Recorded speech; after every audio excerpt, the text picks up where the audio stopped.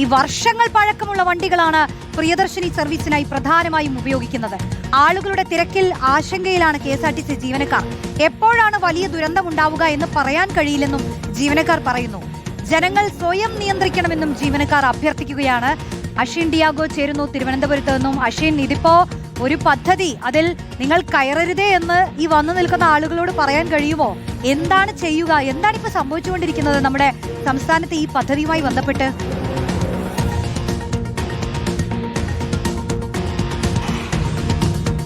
റോഷി, ഇതിൽ ഏറ്റവും പ്രധാനപ്പെട്ട കാര്യം ബസ്സുകളുടെ കുറവ് തന്നെയാണ്. പ്രിയദർശിനി ബസ്സുകളുടെ എണ്ണം വളരെ ചുരുക്കമാണ്. ചില റൂട്ടുകളിൽ പ്രിയദർശിനി ബസ്സുകളില്ല എന്നുള്ളതാണ് വാസ്തവം.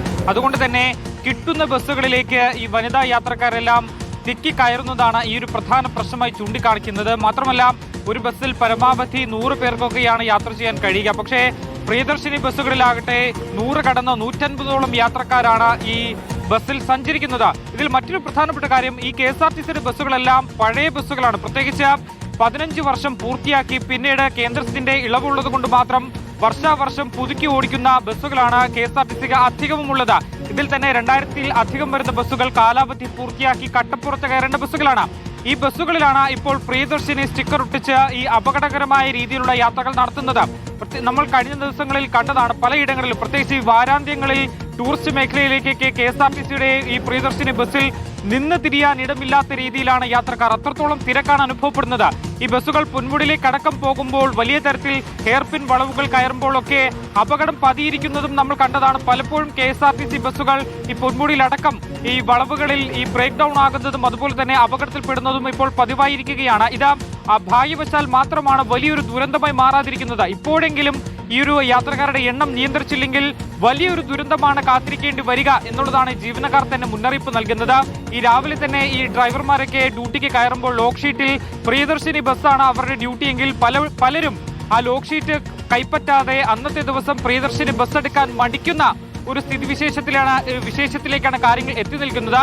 ഇതിൽ ഏറ്റവും പ്രധാനപ്പെട്ട ഒരു കാര്യമായി ഈ ജീവനക്കാർ ചൂണ്ടിക്കാണിക്കുന്നത്, ഈ പഴക്കം ചെന്ന ബസ്സുകളിൽ അവർ സ്വന്തമായി ജീവൻ പണയം വെച്ചാണ് ഇത്രയും യാത്രക്കാരുമായി ചുരം കയറുന്നത് അല്ലെങ്കിൽ സർവീസ് നടത്തുന്നത്. അടിയന്തരമായി തന്നെ സർക്കാർ ഈ യാത്രക്കാരുടെ എണ്ണം നിയന്ത്രിക്കണം.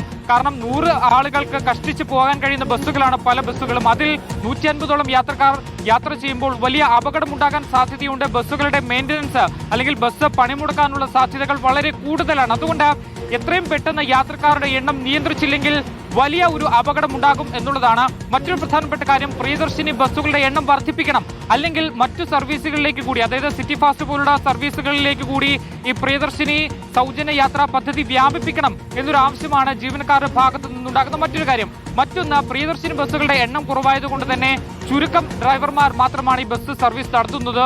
അവർക്ക് കൃത്യമായ ഇടവേളകളിൽ അവർക്ക് വിശ്രമം ലഭിക്കുന്നില്ല എന്നൊരു ആക്ഷേപം കൂടി ജീവനക്കാരുടെ ഭാഗത്തു നിന്ന് ഉണ്ടാകുന്നുണ്ട്. മറ്റൊന്ന്, യാത്രക്കാരുടെ എണ്ണം കൂടുന്നത് കൊണ്ട് തന്നെ ഇവർക്ക് തന്നിട്ടുള്ള ഈ റണ്ണിംഗ് ടൈം, അതായത് ഒരു ബസ് ഇന്നയിടത്തു നിന്ന് പുറപ്പെട്ട് മറ്റൊരിടത്തേക്ക് യാത്ര പൂർത്തിയാക്കുന്നതിന് ഒരു നിശ്ചിത സമയം നൽകിയിട്ടുണ്ട്. ഈ സമയക്രമം ഇവർക്ക് പാലിക്കാൻ കഴിയുന്നില്ല. അതുകൊണ്ട് തന്നെ ഈ സമയക്രമം നീട്ടി നൽകണം എന്നൊരു ആവശ്യം കൂടി ജീവനക്കാർ മുന്നോട്ട് വെക്കുന്നുണ്ട്.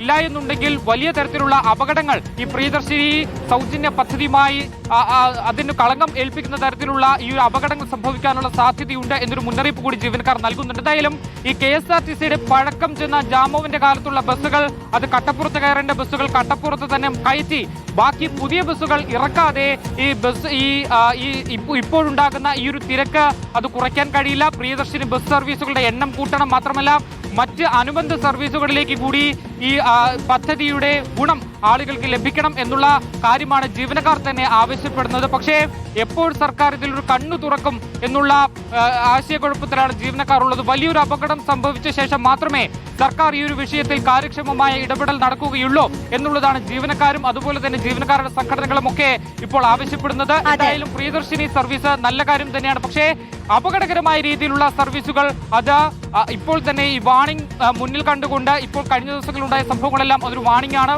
അത് മുന്നിൽ കണ്ടുകൊണ്ട് ഒരു നിയന്ത്രണം യാത്രക്കാരിൽ ഉൾപ്പെടുത്തണം എന്നുള്ളതാണ്. മാത്രമല്ല യാത്രക്കാർ സ്വയമേ ഒരു നിയന്ത്രണം അവർ തന്നെ വരുത്തണം. ഈ തിരക്കുള്ള ബസ്സുകളിലേക്ക് കയറില്ല എന്നുള്ള കാര്യം ജീവനക്കാർ തന്നെ യാത്രക്കാർ തന്നെ തീരുമാനിക്കണം എന്നുള്ള കാര്യം ജീവനക്കാർ ആവശ്യപ്പെടുന്നുണ്ട്. അല്ല എന്നുണ്ടെങ്കിൽ വലിയൊരു ദുരന്തമായിരിക്കും കാത്തിരിക്കുക. റോഷ്നി, അതാണ്, അങ്ങനെ ഒരു വലിയ ദുരന്തത്തെ കാത്തിരിക്കുകയാണോ ഇനി സർക്കാർ എന്നുള്ളൊരു ചോദ്യമുണ്ട്.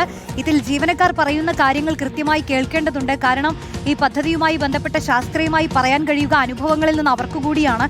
അപ്പോൾ ഈ തിക്കും തിരക്കൽ ഒരു കാരണമായി നിൽക്കുന്നു. പഴയ ബസ്സുകളാണ്. അപ്പോൾ ഇതൊക്കെ സുരക്ഷയുമായി ബന്ധപ്പെട്ട ചോദ്യങ്ങൾ കൂടുതലായി ഉയർത്തുന്നുണ്ട്. വകുപ്പ്, സർക്കാർ ഇതിലൊരു തീരുമാനത്തിലേക്ക് എത്തണം. ഇല്ലെങ്കിൽ ഇത് വലിയ അപകടങ്ങളിലേക്ക് ആയിരിക്കും നയിക്കുക എന്നുള്ളതിൽ ഒരു സംശയവുമില്ല.